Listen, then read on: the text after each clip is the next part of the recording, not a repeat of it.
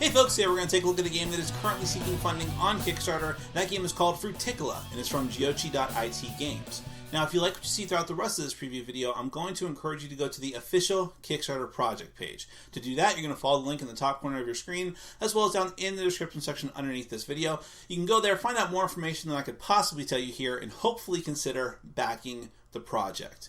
Now, Frutticola is a competitive worker placement game. You and the other players are trying to sell jam. Well, you're trying to make jam and then sell it by harvesting all these different varieties of fruit, actually producing the jam, but also trying to make your farm and your farmstead and all the equipment run as efficiently as possible. You're going to do this by utilizing different action spaces on your farm and in your orchard, and also taking them to market as well, bringing on new workers, making the most use out of both farmers and capital W workers, which are distinctly different things in this game, and trying to make the most money possible during the 4 seasons of the game, up to and including the big Christmas sale at the end of the year. So without further ado, let me give you a brief look at how the game is played with a prototype version of the game. So do bear in mind that what you see here in this version may change in the final version. Some of the components will be different, some of the money tokens will be different, things like that. But that's why you need to go to the Kickstarter page to find out more information.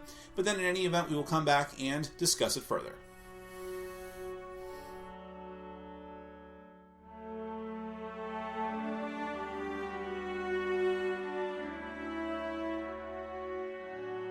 Frutticola is a competitive worker placement game for 2 to 5 players. Each player is a jam producer who is using their workers and farmers to harvest various fruits and make them into jam to sell at the market. You'll have to make use of the structures and equipment on your farm in the most effective way possible to maximize your profits, at times just selling fruit itself if necessary. The game ends at the end of the year with a big Christmas sale, and whoever ends up with the most money will be the winner of the game. Begin the setup by laying out the game board on the appropriate side for the number of players. Place the standees representing the 6 fruit trees and 1 bush nearby also on the appropriate side for the number of players, and with the appropriate fruit and jam jar pieces near them, representing oranges, lemons, apples, peaches, strawberries, and blueberries. Divide the development tiles into level 1 and level 2 tiles, and set aside the level 2 pile for now. Set the level 1 pile near the board and place the first 5 tiles from it into the town store section of the board in the appropriate spaces. Sort the goal tiles by color, shuffle them separately, and draw 1 of each, leaving them face up near the board. A separate board keeping track of the seasons of the year as you play the game is placed nearby. Put the marker on the first space denoting spring. The top of the main board is the selling price track. Place 1 of each type of fruit on different spaces to mark their starting prices. Oranges at 6, lemons at 8, apples at 10, peaches at 12, strawberries at 14, and blueberries at 16. Near the board, make a stock of the other general components: money in different denominations, 4 apprentice tokens, pesticide tokens, and fertilizer tokens.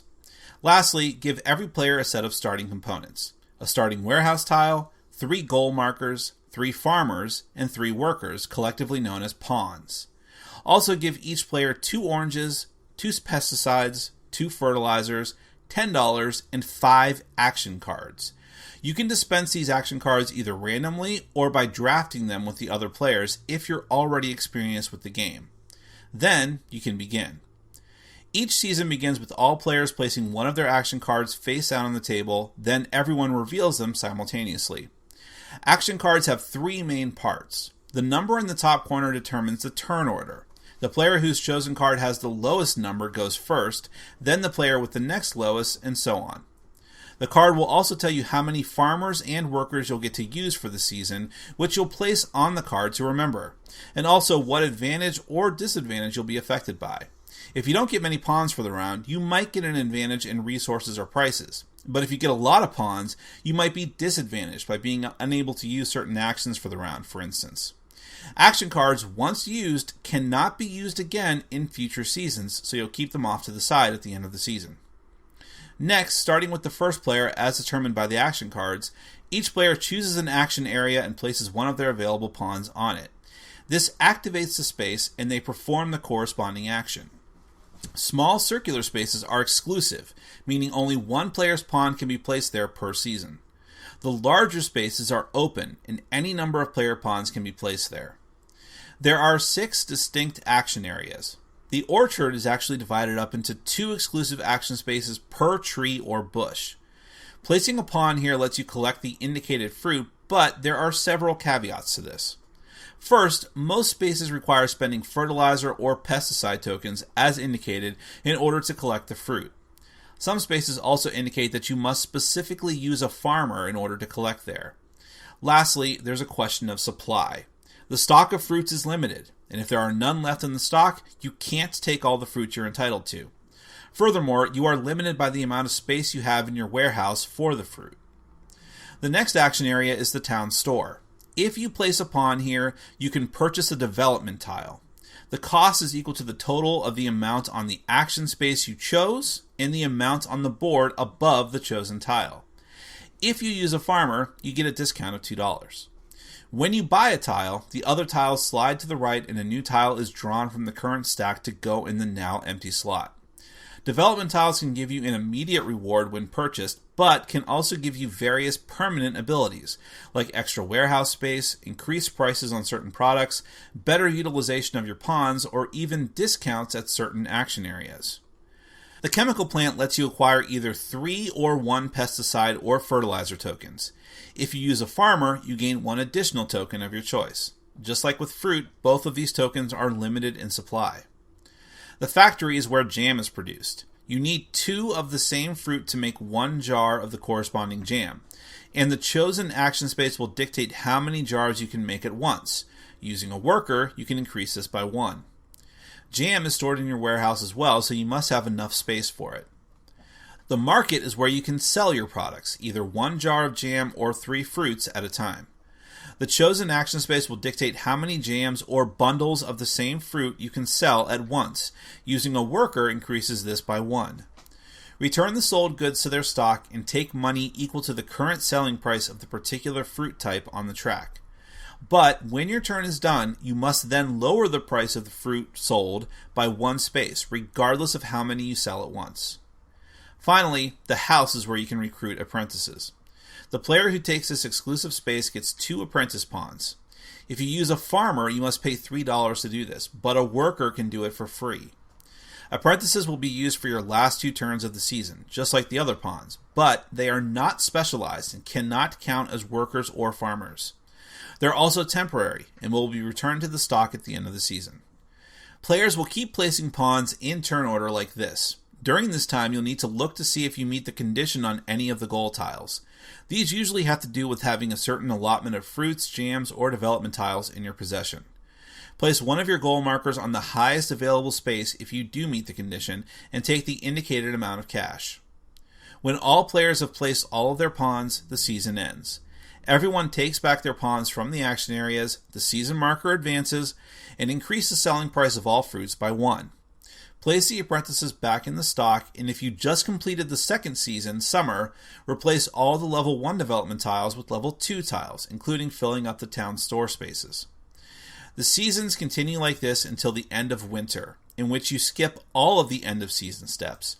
Instead, each fruit price goes down by 1, and all players may sell all remaining jams and fruits in their warehouses.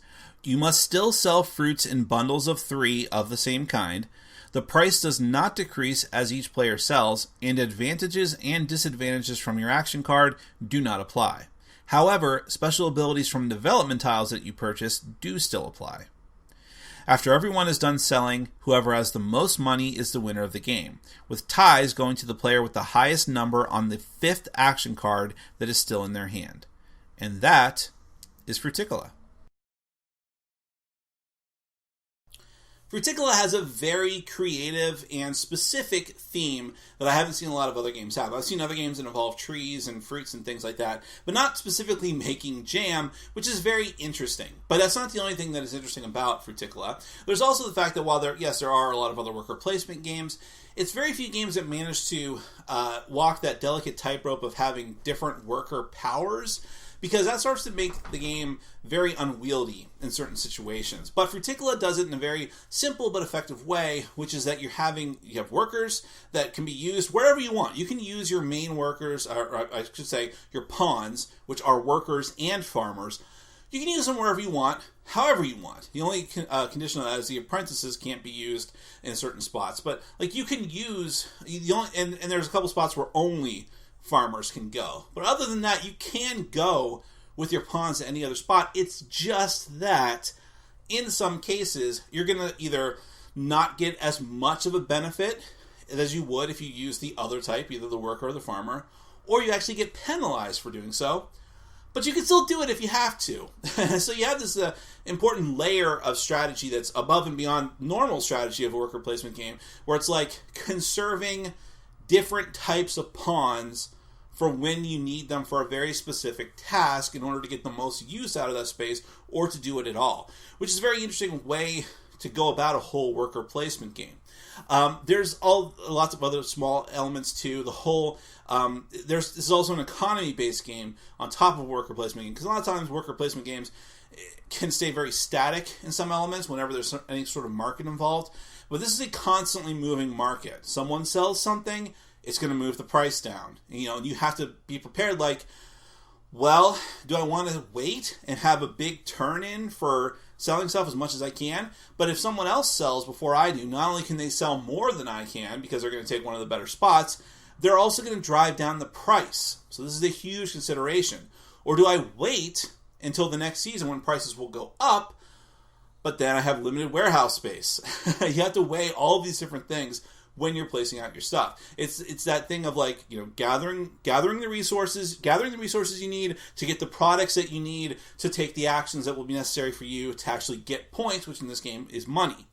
And do you waste your money? Not waste necessarily, but do you use that money to get development tiles, which can be incredibly important and powerful, but then you're not doing anything else during that turn? You're using that turn for something that could have been getting you more product to sell, which is ultimately the goal. So, lots of different things to juggle in the game, and yet, I would say, this is not overly complicated at all. It's not like one of the extremely complicated, overbearing types of Euro worker placement games. I think it has to do with the fact that it is so straightforward in what you have to do in this game, plus the very accessible theme, which is very easy for someone to understand. It's not like you're trying to manipulate the Senate in ancient Roman times, like so many other worker placement games. Bizarre number of worker placement games, actually. So, going and harvesting fruit and making it into jam, while that may not be something you've ever done in your life, at least it is something people can imagine and think of themselves doing.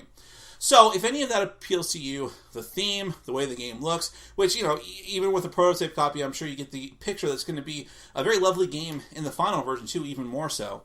If you like the theme, how it looks, if you like worker placement that's very efficient and to the point, but with some interesting twists to it, then listen, you don't have to take my word for it. You can go to the official Kickstarter project page and find out more information than I could possibly tell you here. You can follow the link in the top corner of your screen, as well as down in the description section underneath this video.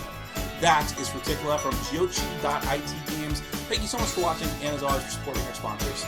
Take care.